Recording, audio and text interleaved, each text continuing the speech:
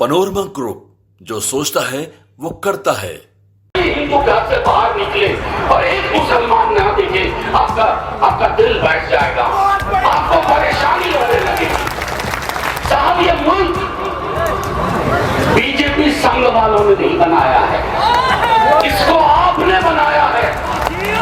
इसको आप अपने हिंदू भाई, सिख भाई, क्रिश्चियन भाई के साथ मिलकर बनाया। अरे जिनका तो बनाने में कोई योगदान नहीं, बन गए मुल्क में हिसाब लेने आ रहे हो।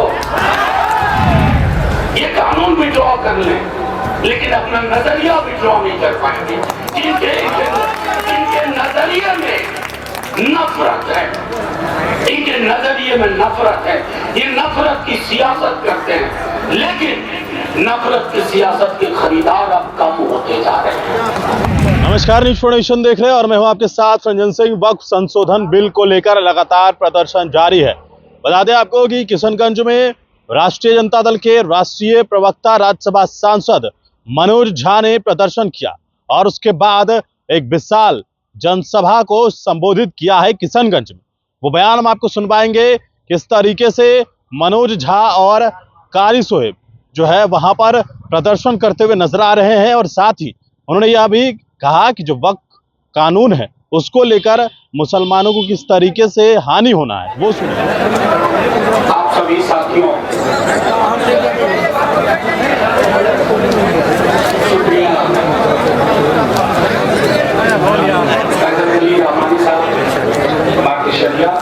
शरिया, हमारे तमाम पॉलिटिकल कॉमरेड, चाहे किसी भी दल के हों, और सबसे बड़ी चीज है कि ये मंच, इसकी ताकत आप लोगों से।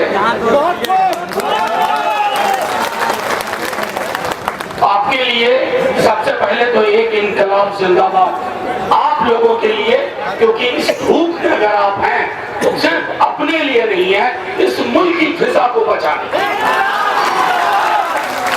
इनकलाब जिंदाबाद, जिंदाबाद, इनकलाब जिंदाबाद, जिंदाबाद, जिंदाबाद। मेरे प्यारे दोस्तों, मंच में हो या सामने हमारे हो, ये बहुत आसान लफ्जों में समझ लीजिए, ये जुल्म और इंसाफ के बीच की लड़ाई है। इसमें किसी का झंडा नहीं देखना। सियासी एक ऐसी लड़ाई है जिसमें जुल्म के खिलाफ इंसाफ पसंद हर आदमी को सामने आना होगा। और ये मुसलमानों की लड़ाई सिर्फ नहीं है, ये लड़ाई हिंदुस्तान की पहचान को बचाने की है।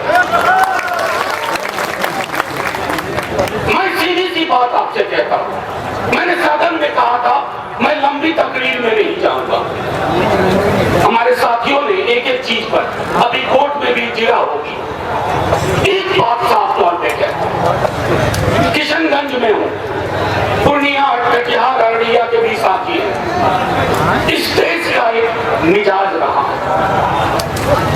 हम हिंदुओं को मुसलमानों की आदत है, मुसलमानों को हिंदुओं की आदत है,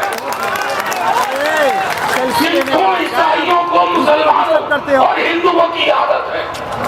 मैं कल कहीं गया था और मैंने कहा कि कोई दिन ऐसा हो आप सुबह निकले, एक हिंदू ना दिखे, और कोई हिंदू घर से बाहर निकले और एक मुसलमान ना दिखे, आपका दिल बैठ जाएगा, आपको परेशानी होने लगेगी।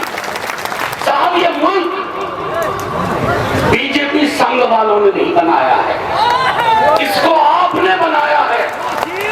इसको आप अपने हिंदू भाई, सिख भाई, क्रिश्चियन भाई के साथ मिलकर बनाया। अरे जिनका तो बनाने में कोई योगदान नहीं, बन गए मुल्क में हिसाब लेने आ रहे हो।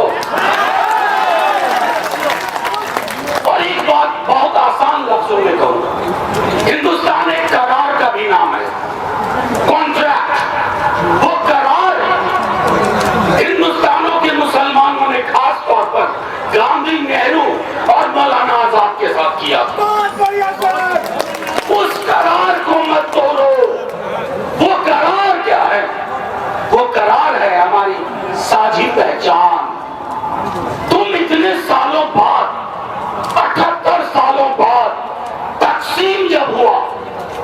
इस देश के मुसलमानों ने इस मिट्टी को नहीं छोड़ा। मैं बार बार कहता हूं, सदन में भी कहा, इस मिट्टी पे मुसलमानों, हिंदुओं, सिखों, ईसाइयों का कर्ज है और इस मिट्टी का कर्ज है हिंदुओं, मुसलमानों, सिखों, ईसाइयों पर। हमारे अपने कर्ज है हमारी मिट्टी के साथ। तुम सूदखोर पनिये की तरह मत आओ। हम नहीं जानते हैं क्या कि लिमिटेशन एक्ट के माध्यम से आप अपने एक अजीज दोस्त का फायदा पहुंचाने जा रहे हैं। यतीम खाने पे बने एक घर को, यतीम खाने की जमीन पे बने एक घर को अपने दोस्त को कानूनी पैकेज से बचाना चाहते हो। मैं सिर्फ इतना आप लोगों से फिर कई बार कहूंगा, इस देश का ये लड़ाई, हमारे कई साथी कह चुके हैं, ये लड़ाई एक दिन की नहीं है। ये हो सकता है हमारी ताकत देख करके, हमारा जोश देख करके ये कानून विड्रॉ कर लें, लेकिन अपना नजरिया विड्रॉ नहीं कर पाएंगे। इनके नजरिए में नफरत है, इनके नजरिए में नफरत है। ये नफरत की सियासत करते हैं, लेकिन नफरत की सियासत के खरीदार अब कम होते जा रहे हैं। 35% आपको वोट मिलता है, 65% नहीं मिलता है। और वो 65, वो जो 35 है, उसका एक बड़ा हिस्सा आने को तैयार है। क्या हम नहीं जानते हैं? आपके पास बेरोजगारी पर कोई जवाब नहीं था, भुखमरी पे कोई जवाब नहीं है, आपके पास आय की असमानता का कोई जवाब नहीं है। अमीर इतना अमीर क्यों होता जा रहा है और गरीब दिन ब दिन गरीब क्यों होता जा रहा है, इसका जवाब नहीं है। तो जवाब कहां ढूंढा जाए? एक ऐसा कानून लाओ जिसमें उलझा दो। मैं यकीन के साथ कहता हूं, इनकी कोशिश थी कि ये हिंदू मुसलमान हो जाएगा, तारीफ की जाए इस मुल्क की मिट्टी की, इसने इसे हिंदू मुसलमान नहीं होने दिया